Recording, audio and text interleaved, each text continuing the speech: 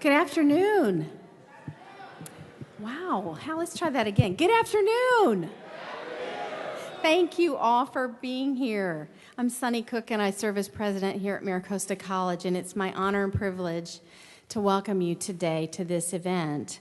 And I'm doing that on behalf of our entire college, our faculty, our staff, our students, our administrators, and our Board of Trustees. And we have our board chairs with us today, so I'd like to recognize Dr. David Broad. Would you please stand and be recognized?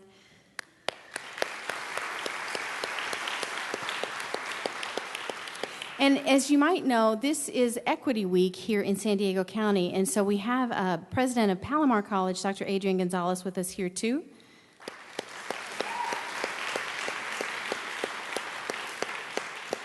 MiraCosta students, faculty, staff, and administrators have a very long history of exploring issues of diversity and equity and race, and challenging assumptions and practices that we have in place.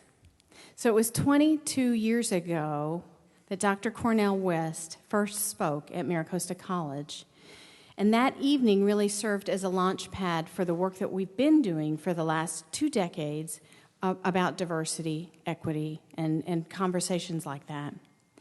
A couple of months ago, a few of our students from MiraCosta College were really thirsting for a deeper and more civil conversation about race and equity. And I think this was in late November, December. They traveled to Lincoln High School in San Diego to hear Dr. West speak.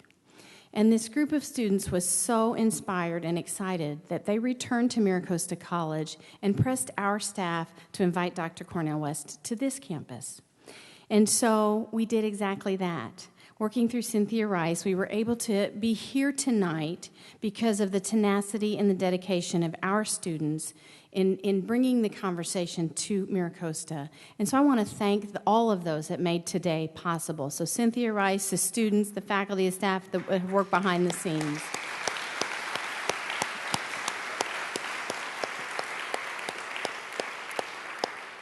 And I look at tonight as a kickoff and a shot in the arm for wider discussions that we will be holding across our campus. Tomorrow is Unity Day, and we're hosting a series of workshops around equity, advocacy, and cultural competence. And we have events that are prolonging throughout the entire day. In early April, our entire employees, our faculty, our staff, administrators will be part of a day-long equity summit that we will hold here at MiraCosta. And we are very proud to be one of the few community colleges that have established a relatively recent new Department of Equity. And so I'd like to recognize the great work that's been done at MiraCosta to this point. And we know that we've got much work to do. And part of that work is about working with students. We're developing a concept for a social justice center, which will be in our student center, and we will incorporate that more broadly into our facilities master planning as well. So, since the news of Dr. West coming to MiraCosta College first broke, we've had lots of enthusiasm, lots of excitement. We've made opportunities for different formats of presentation to be held. This afternoon will be a different format than this evening. But I do want to say that no one could be more excited than people that were here 22 years ago to hear Dr. West speak that are here again. So let me just see a show of hands of how many people were at MiraCosta 22 years ago. So 1, and there's another 1, 2, 3. 3 of you.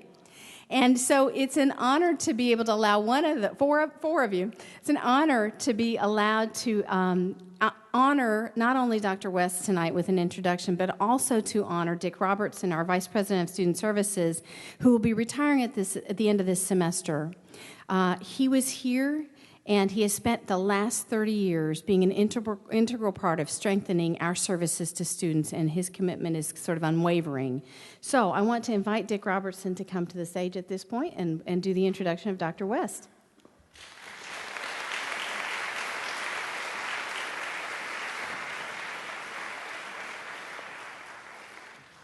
Thank you, Sunny. It really is all about students. Please give another round of applause to the student volunteers who made today happen.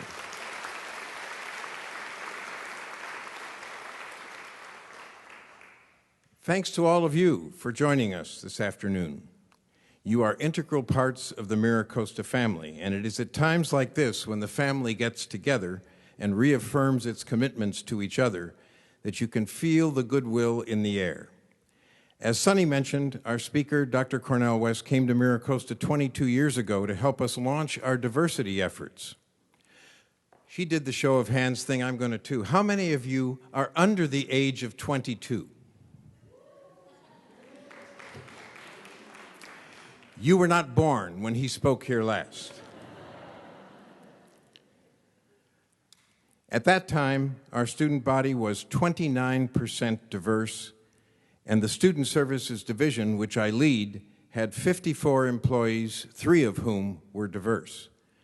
It was a time when we were trying to figure out if diversity, multiculturalism, and internationalism had a common thread at MiraCosta. Over the past 22 years, we've made some progress. We've had our ups and our downs, but our student body is now 56% diverse, and the Student Services Division is 51% diverse.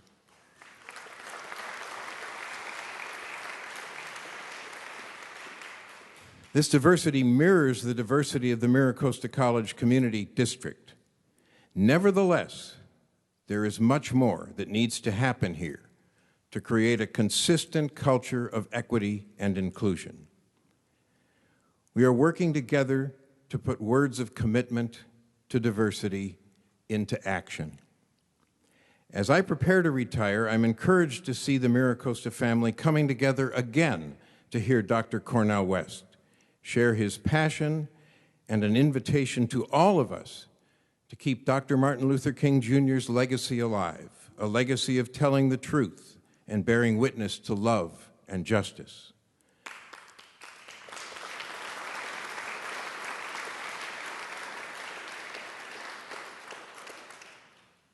Dr. Cornel West is a prominent and provocative intellectual. He's a professor of philosophy and Christian practice at Union Theological Seminary and professor emeritus at Princeton University. He has also taught at Yale, Harvard, and the University of Paris. Cornel West graduated magna cum laude from Harvard in 3 years and obtained his MA and PhD in philosophy at Princeton. He has written over 20 books and has edited 13. Though he is best known for his classics, Race Matters and Democracy Matters, and for his memoir, Brother West, Living and Loving Out Loud, his most recent releases, Black Prophetic Fire and Radical King, were received with critical acclaim. We are so pleased and excited. Please join me in welcoming back to MiraCosta College, Dr. Cornel West.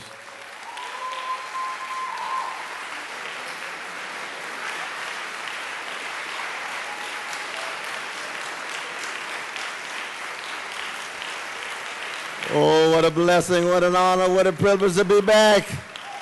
MiraCosta, MiraCosta, indeed, indeed, indeed. Thank you so very much. I salute each and every one of you, my dear brother, Dick Robinson. Thank you for those kind words.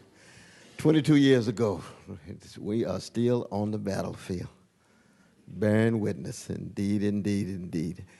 I want to thank my new sister, the new president, relatively new. She's already doing such a magnificent job. Please give it up for Sister President Sonny Cook. Sonny Cook.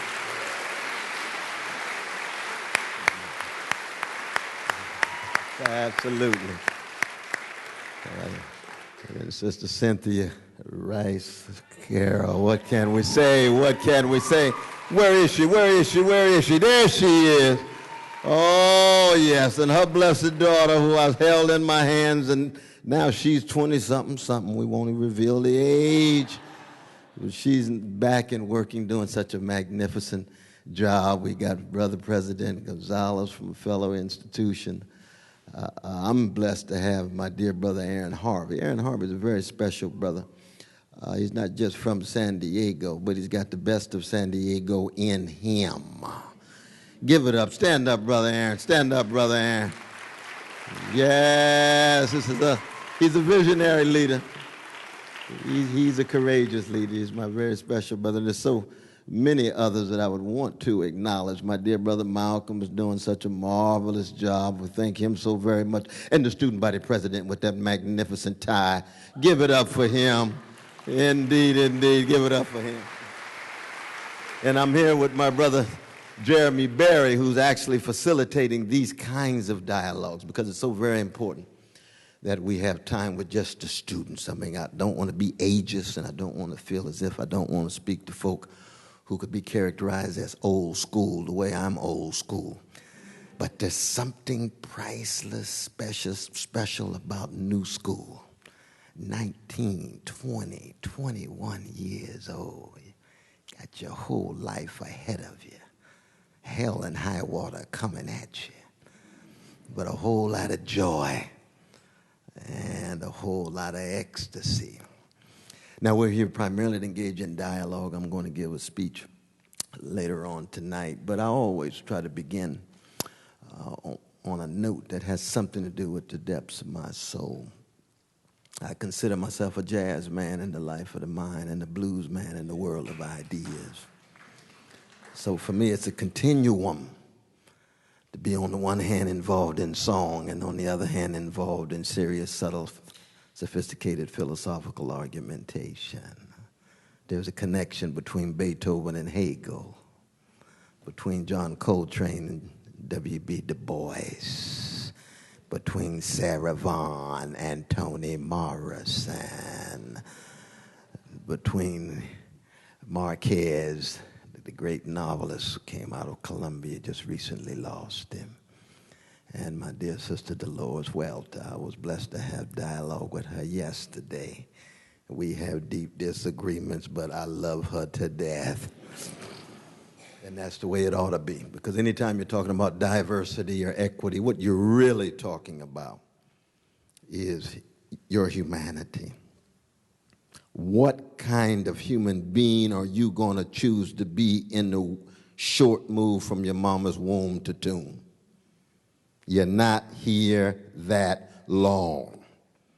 So it's not even going to be primarily an issue of diversity linked to skin pigmentation, sexual orientation, gender identity, class position, or national identity. It has to do with integrity and the kind of person you are in your beautiful redness, if you're a precious indigenous brother or sister, your beautiful brownness, if you are a Latino, male or female, your beautiful blackness, if you like me, your beautiful yellowness, if you're Asian, and your beautiful whiteness, if you're from the vanilla side of town.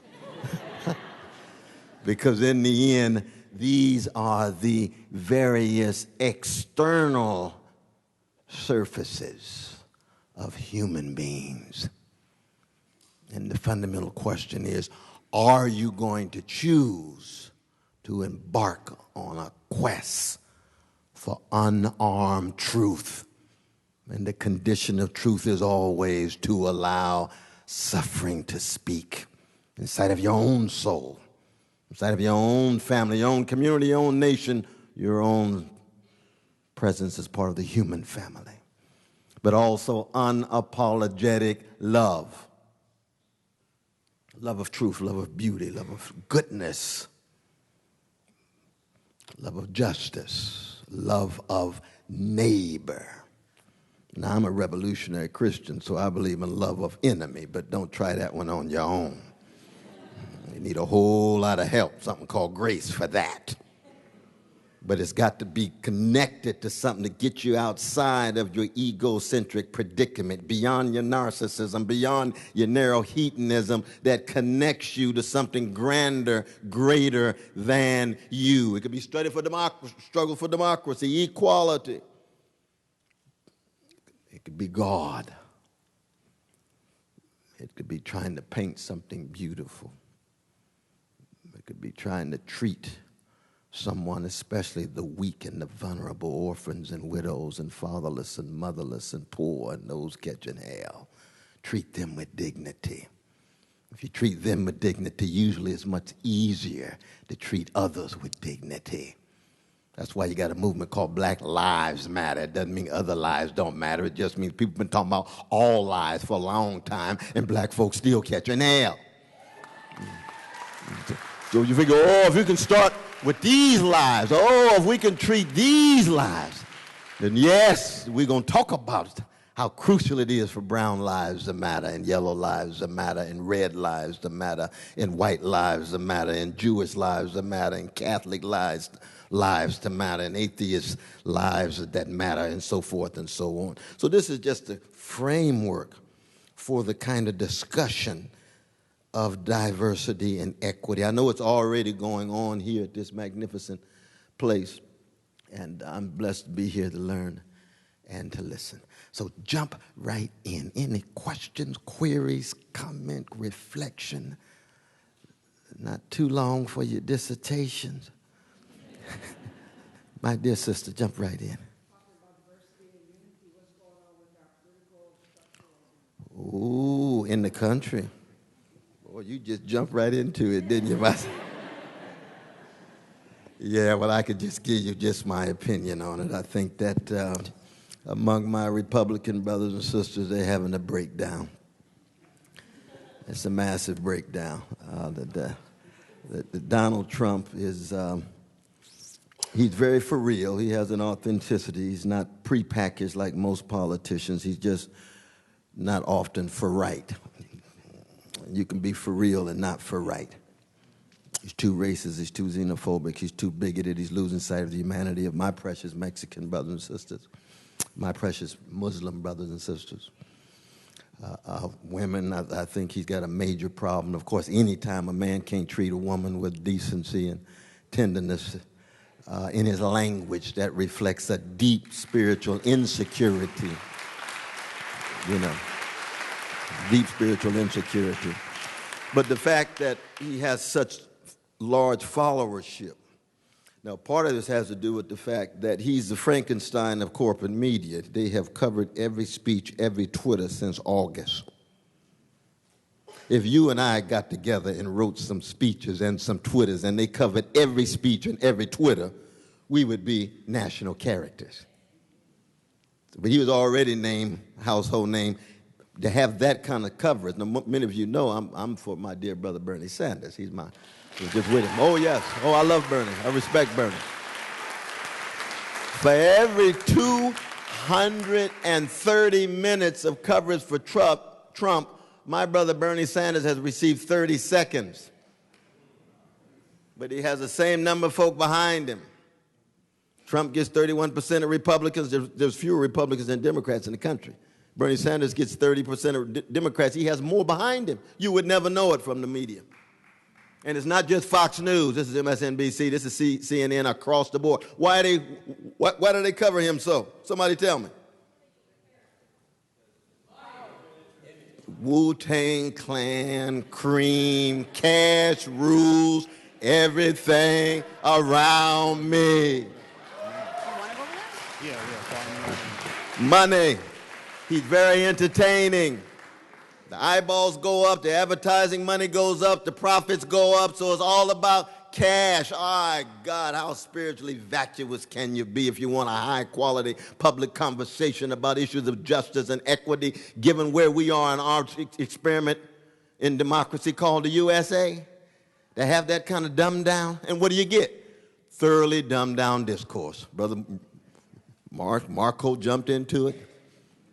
Just race to the bottom. Race to the bottom. On the Democratic side, who do you have? You know, you got more serious conversation going on, but you're still struggling with the tie to big money and big banks and Wall Street. You're still struggling with how do you keep track of the vast majority of fellow citizens who are working people and poor people.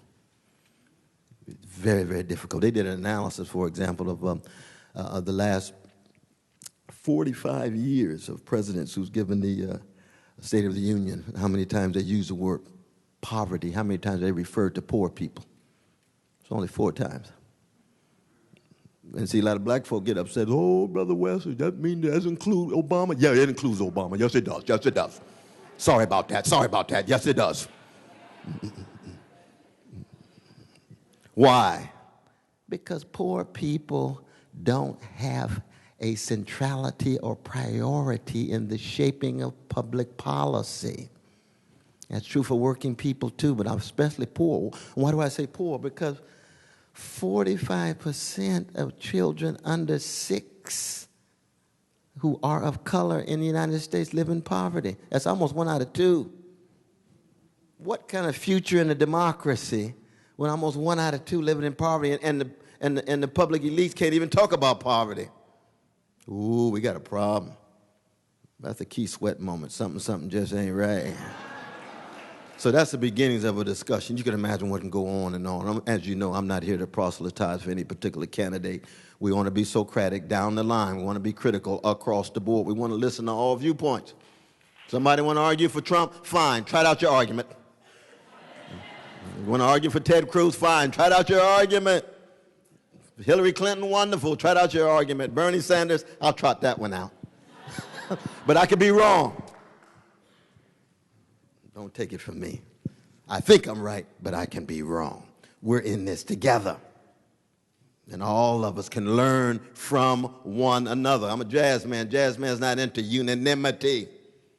Jazz man's into lifting voices. Blues woman into finding your voice and lifting your voice. And that voice is always different than somebody else's voice, just like your fingerprint is different than the person sitting next to you. Still human beings, but it's different. There's an individuality there that's crucial. But I know we got to, please jump right in next to the next question. Next query. Yes, Kevin. How you doing, Dr. West? How you doing, my brother? Good to see you. Good to see you. Good to see you again. Oh, were we together at Lincoln? Lincoln Park. Yes, indeed. Here in the flesh. That is. With everything that's going on in the world, my question to you, Dr. West, have you heard about what happened to that radical student who said something that was wrong about diversity here at MiraCosta? Here at MiraCosta? Yeah, have you heard about what happened to that student? No, I don't know about that. No, let me know about that, though, bro. I was suspended. You were the student you talking about? I was suspended. Oh, okay. But tell your story, my brother. Well, my story goes deeper, and being that I have to carefully speak, I'm going to say that I am still about changing those policies that I asked you about the first time. Mm-hmm. And it's a pleasure for you. It's a pleasure of me being in your presence today to ask you the same exact question. How would you protest policies which are in place which objectify certain students and not others? And this is dealing with equity. Mm-hmm. No, I salute your courage in raising that question. No, very much so. I salute your courage in raising that question. We want to make sure all voices are heard. We want to make sure all voices are heard. Now, I can imagine, you must have some details and minutiae about the situation, the context that I know not of, so it's difficult for me. It'd be presumptuous and arrogant of me to just make a judgment overnight. But the important thing is we have to have context very much like this one, where we have a conversation where all voices are heard, and we proceed based on the best of who we are, which is the affirmation of our humanity, and to acknowledge that all of us going to fall short at the same time, but we can get up and bounce back. Now, in terms of how you effectively protest, you got inside and out. You got student body president, you got internal institutions, various student organizations and so forth, bringing various visions and viewpoints to bear. But then you got external pressure in terms of different demonstrations on campus, raising voices on campus, bringing pressure to bear on the internal dynamics of the institution, internal and external. Now, granted, I do believe that there has to be respect, and that's very important to keep in mind. And by respect, you have to be able to try to learn and listen and try to keep track of the best version of each other's argument. The argument you put forth, we got to keep track of your best version. The argument that the administration, speaking in its own various ways, never just one collective voice, but a variety of voices, their best arguments. The students' best arguments. But all in no way being monolithic. Because when we talk about students, not one thing. There's a variety of viewpoints among the students, a variety of viewpoints among administration and so forth. Now, I think once we pursue each and every one of those strategies, you hope to be able to come out with a situation where you wouldn't have to be no longer in school. Let me put it that way. I think a brother of your brilliance, a brother of your commitment, I would hope and pray that you would be in school. I think being in school is a very positive thing. In most cases, sometimes you just ought to be somewhere else, don't get me wrong. But in most cases, that's where you want to be. You know? And so any help I can be in getting you in school, you let me know right after our dialogue, because I want to make sure that the best of who you are is accented, even as we try to do justice to the variety of other voices. That's part of the conversation that we have. Definitely.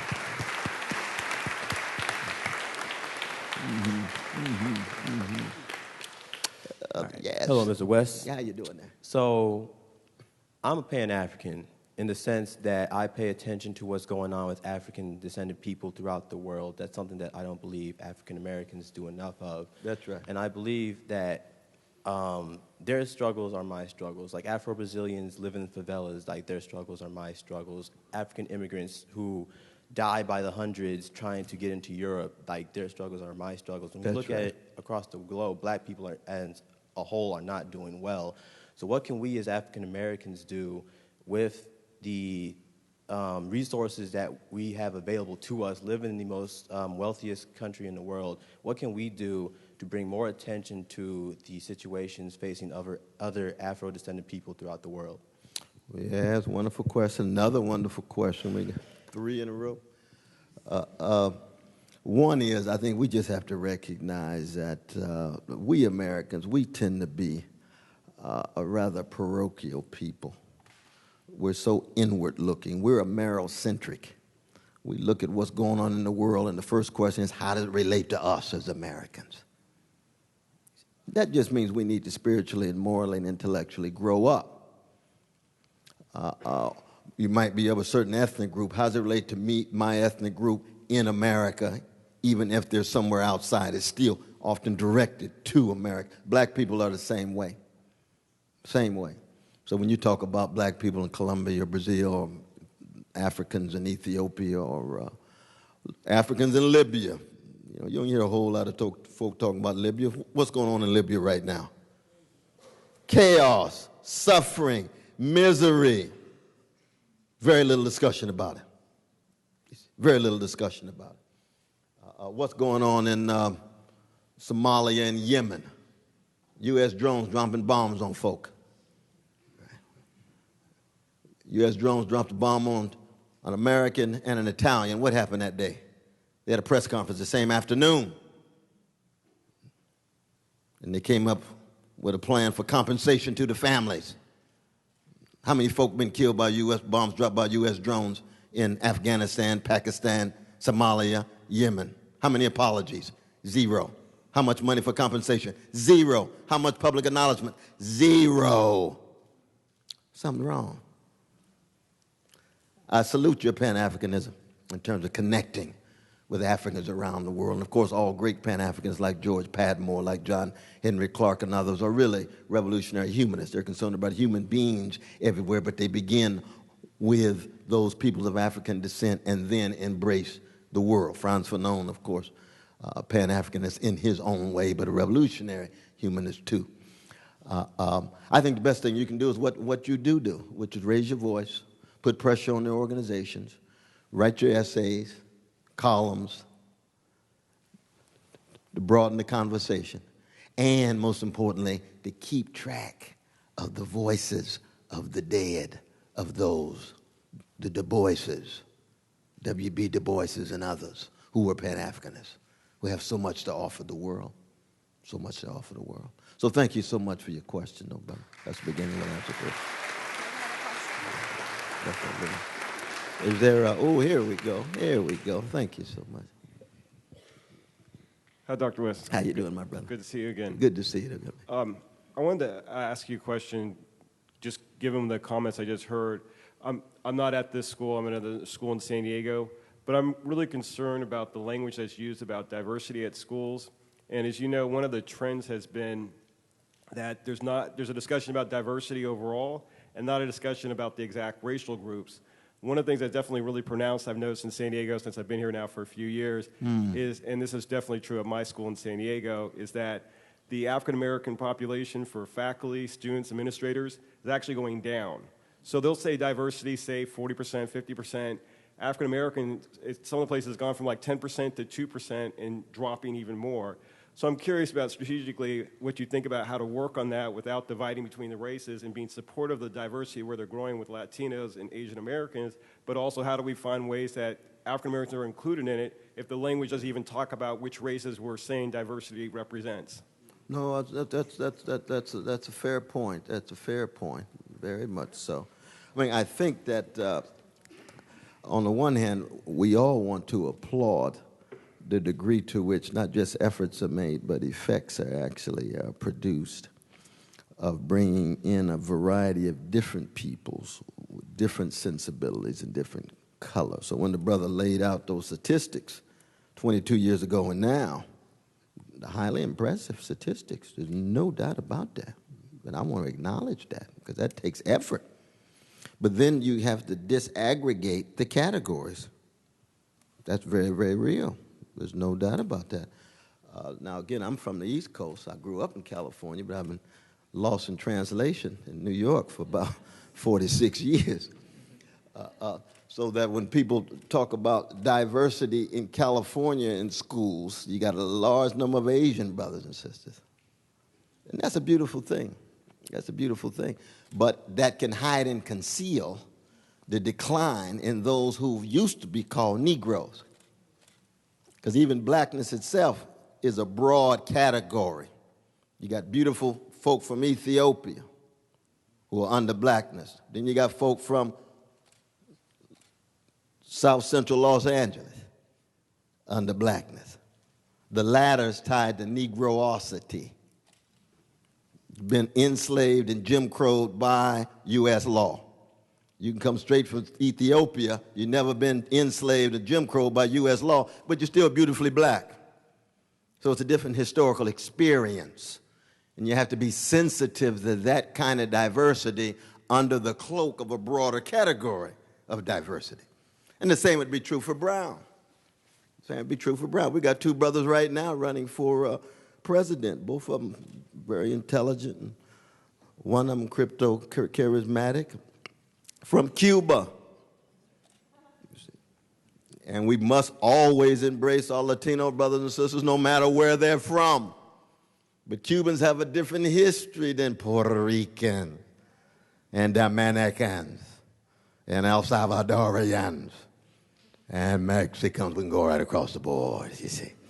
So all under Latino. You said, no, let's disaggregate this thing. Then we got the class question. You could go to prep schools and schools for the very well-to-do and pick out different colors. But they've got certain sensibilities that's very common because they've been shaped by a certain class experience. And it's different than those who are poor or those who are working poor. And so when we use the language about diversity, we have to be one honest about it and truthful about it, even as I think we would agree that I think it's a very positive thing because we do want to lift every voice, which is the anthem of my own tradition, the National Black Anthem, lift every voice. We want every person to be able to be heard and have their humanity affirmed no matter what color they are. So that's the beginning of an answer to your question. I appreciate that question. Definitely. Hey, so in a culture that's so consumed by comfort and convenience, That's right. how can we try to find the courage to examine our lives more critically? Oh, that's a wonderful question, brother. I don't think there's a formula or an algorithm. It's only by example. We have to have more courageous, visionary people who do that. We see them do that. It becomes contagious. It becomes connected to networks and groups and organizations that can organize, mobilize, and in the end change the world. But in the end, that's what we have to have. We're at a moment now where the catastrophes are so in our faces. A nuclear catastrophe impending. We had 75 degrees yesterday in New York City in March. Now, we enjoyed it. We walked down 125th Street in Harlem. Some folk had short pants on, 75 degrees in March, but we knew something was wrong. Deeply. Escalating ecological catastrophe, I'm talking about nuclear catastrophe, the economic catastrophe, the spiritual catastrophe. I'll say more about that tonight. The callousness and indifference and coldness that we have toward each other, that's increasing, you see. So that we have to have people who are willing to cut against the grain. We live in a moment now where it can't be just speeches and ideas. It's got to be lives lived and deeds and actions. It's got to be deeds and action. Very much so. It's always true. It's true. Like the conclusion of a practical Aristotelian syllogism is action. It's not a proposition. People would rather see sermons than hear sermons. Very important. Many of us went down to Ferguson. As soon as I got, Brother West, give a speech. No, I didn't come here to give a speech. I came here to go to jail. I'll give my speech after I come out of jail. Why? Because the situation in which you have to put your body on the line. You got to show folk you love them. You got to show folk you're willing to take a risk. You got to show folk you're willing to cut against the grain. You got to show folk you're willing to pay a cost. You emerge out, not in a spirit of self-righteousness, not because you're so good, but letting the folk know this is the basis upon which these words will flow.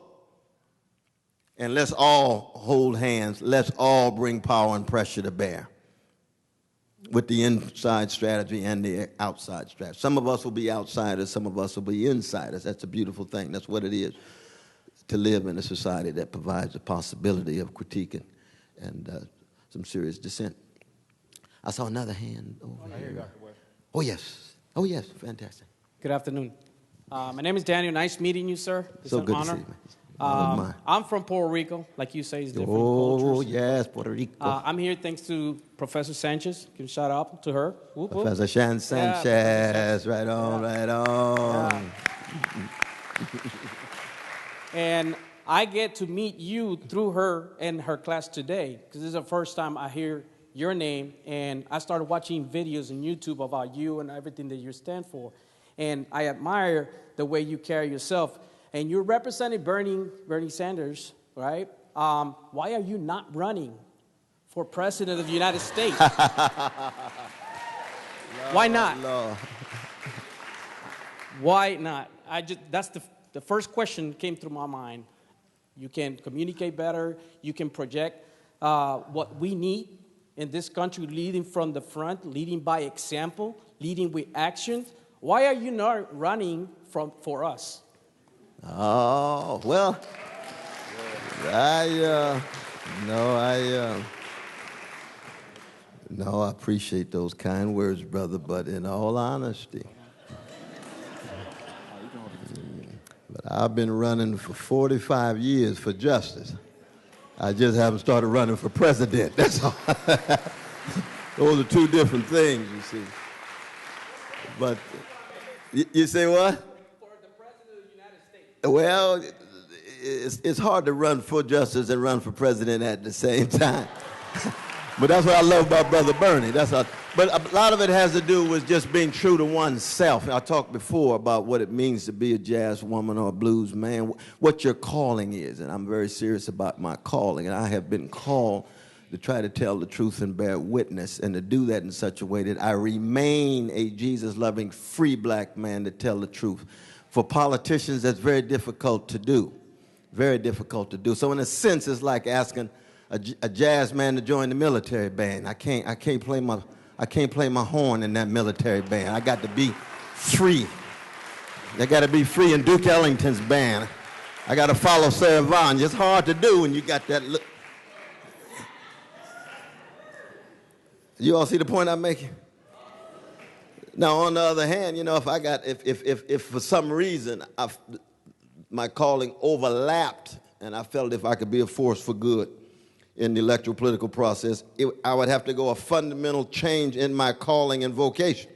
And you never know, because Coltrane did play in a military band when he was in Hawaii, but he wasn't playing Giant Steps. He wasn't playing Giant Steps of Love Supreme. So you never know. You have to be open. You have to be of service. That's the bottom line. You want to be of service.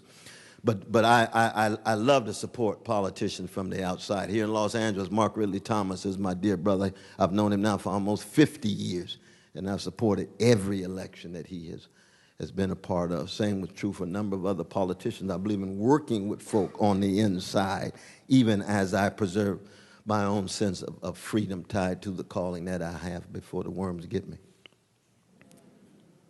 I appreciate that, though. We pulling for Puerto Rico on this crisis right now, though. We've been putting a lot of pressure. Oh, that's good. You got your calling together then, huh?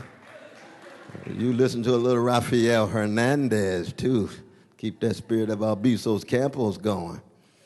Question. Good afternoon. My name is...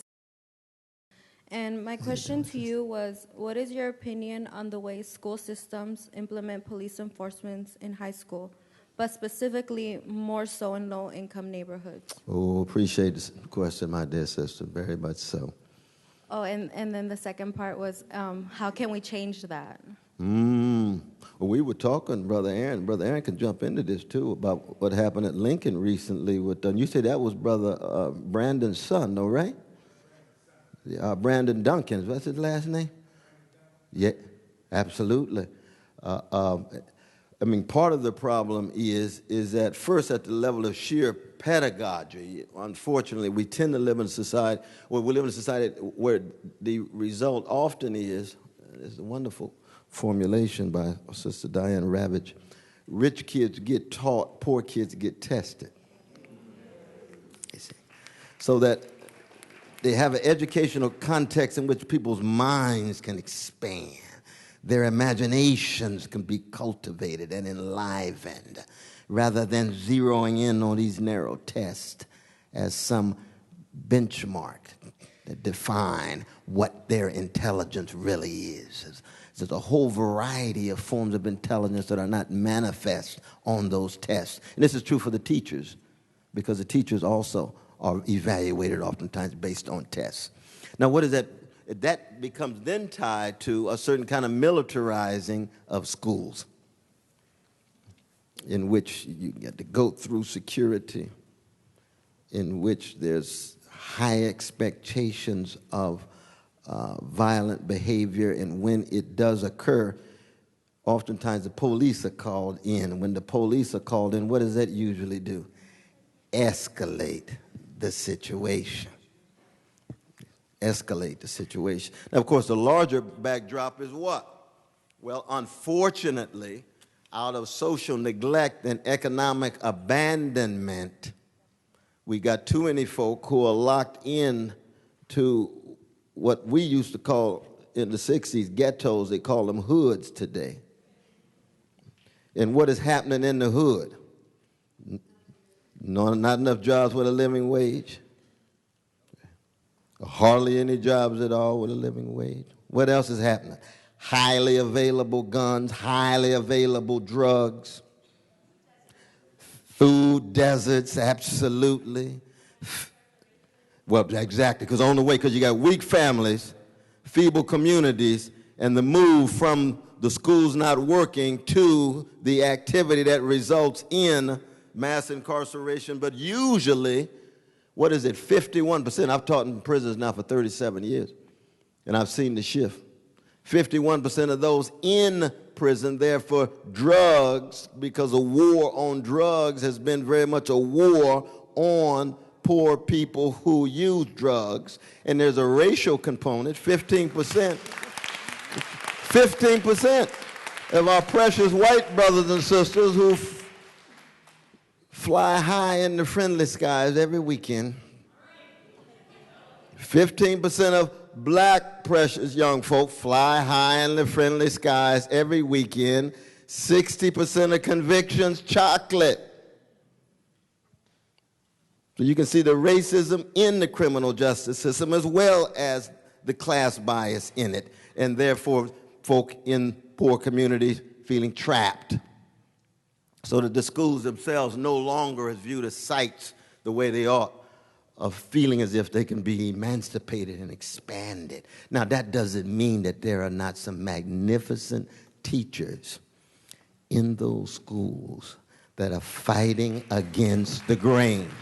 And I know you all can give personal testimony of some of those teachers, because I come out of the same school, like I say, I came out of the ghetto, it wasn't a hood.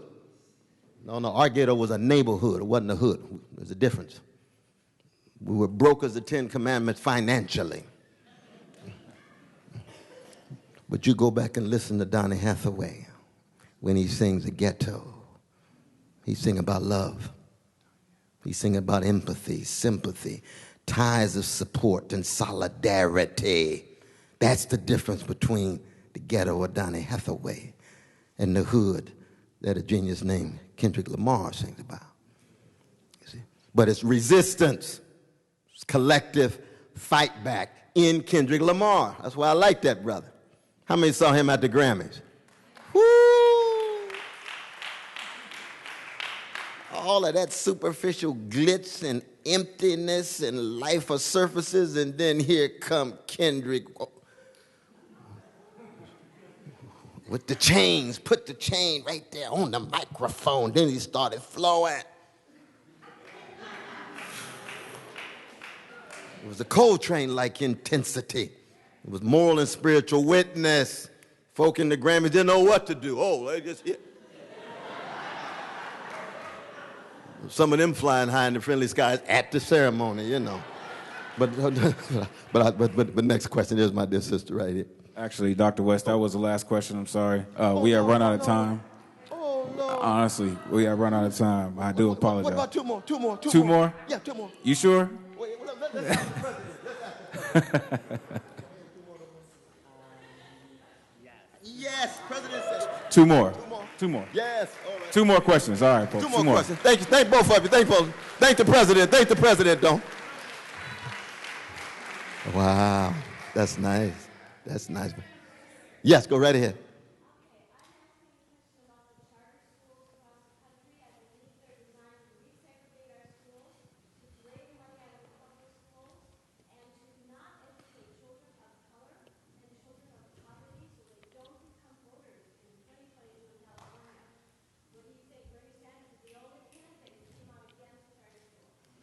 Yeah, no, appreciate your voice, appreciate what you have to say.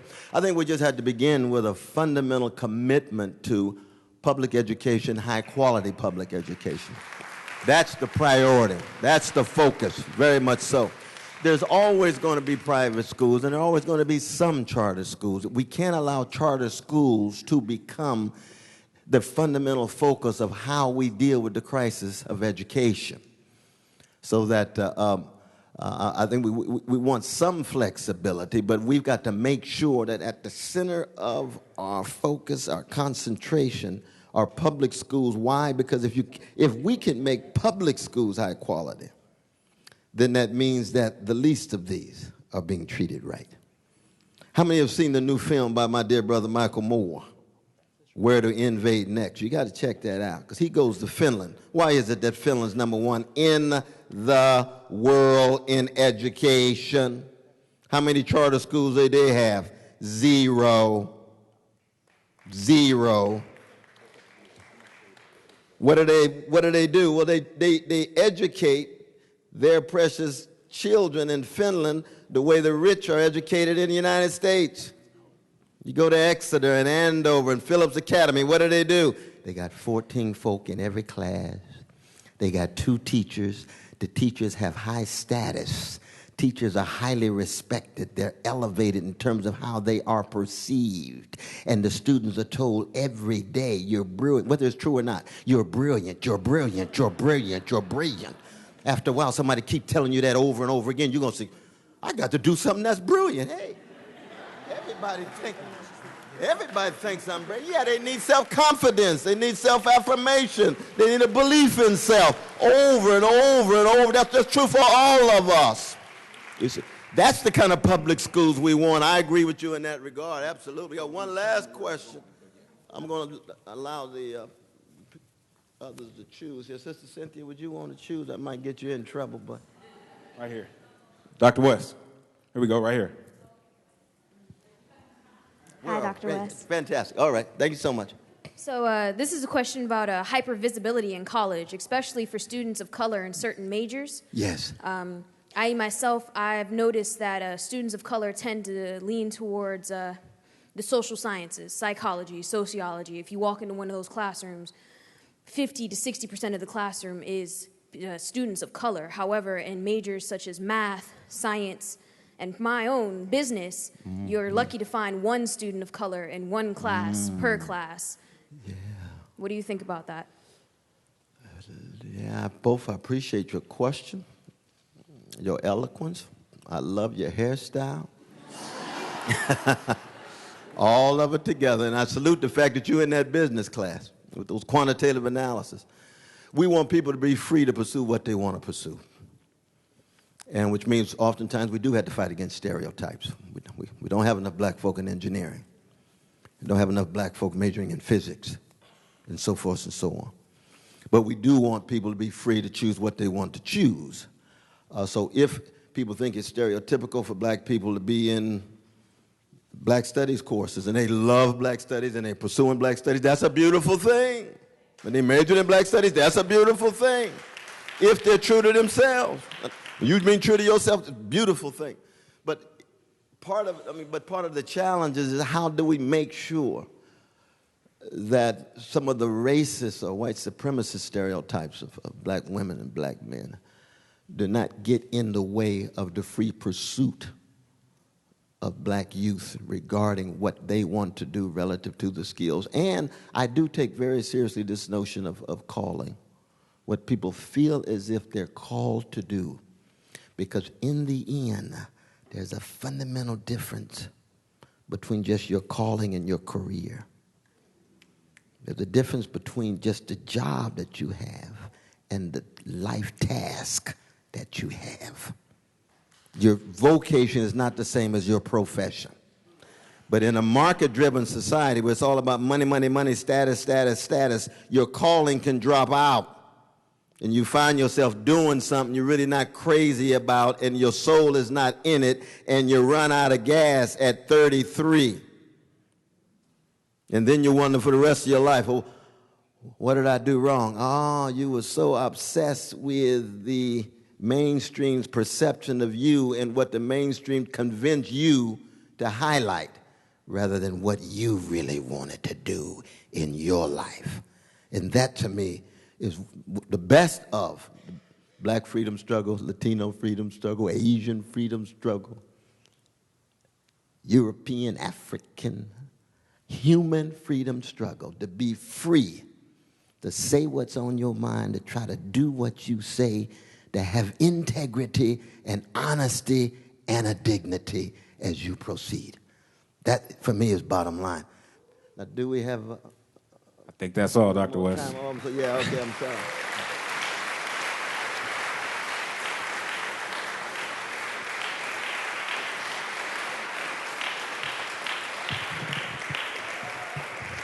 That was amazing. Thank you very much, Dr. West. Thank you for the roadmap and challenge. Thank you for making sure that every young person knows, regardless of the neighborhood, religion, gender, and/or sexual orientation they were born into, together we can overcome insurmountable odds. We can and we will succeed.